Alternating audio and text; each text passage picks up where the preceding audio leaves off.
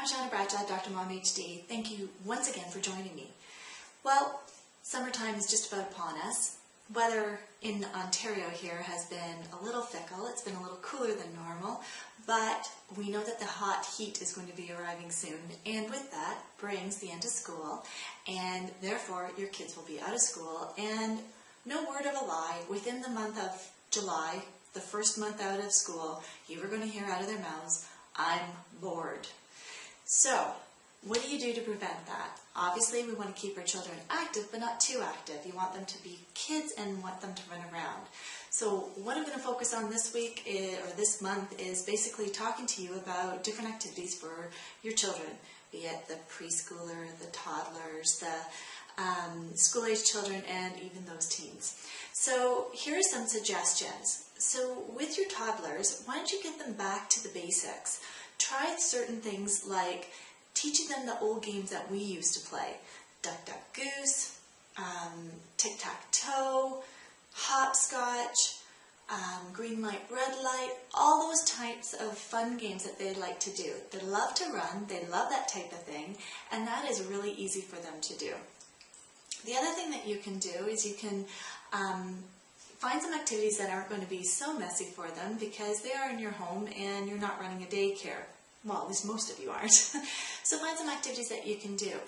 One thing that I've come across is putting colors, like paint colors and finger painting in on little sponges, putting them in a baggie with a piece of paper, and then getting them to put that all around. It's tactile, they're able to do that, and they really like it because it creates a different color.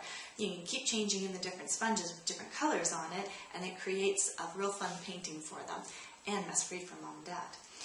So what do you do with school-age children? Well, the one thing that I really like to do is get them into the kitchen and show them how to make Play-Doh and show them how to make a simple cookie that is no bake. I'm going to go through some of these things with you in the following weeks, so bear in mind I will have that recipe ready for you. Okay, so now your child is a little bit older and you're wondering what to do with them. There are some great camps out there. So, you know, you're looking at it where they're not so much a school age anymore, or they are school age, they're a little on the older side of the school age. So what do?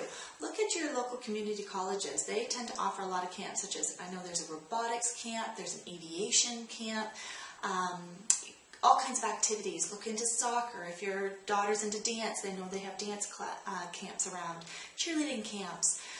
There's all kinds of things that you can consider.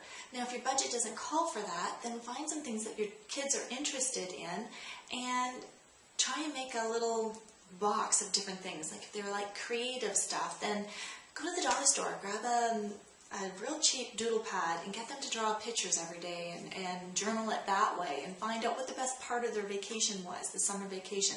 That way when they go back to school, because every teacher wants to know what you did on your summer vacation, what was the most important or the most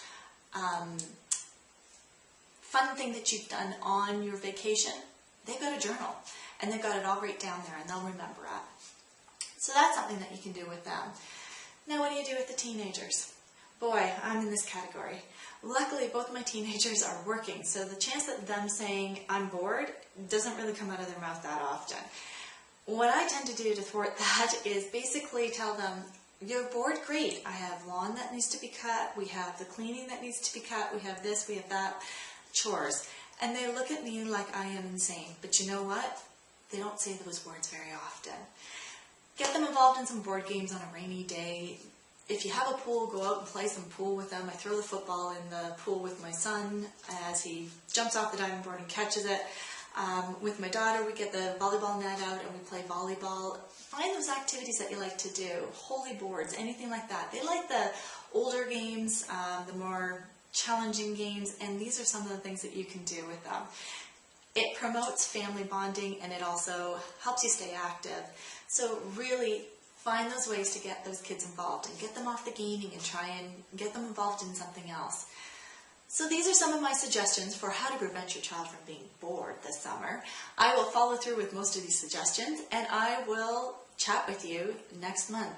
If you like this video blog, then please like me on Facebook, tweet me on Twitter, Send me out a hey on my email, or just subscribe to my e-zine or pass it along to a friend.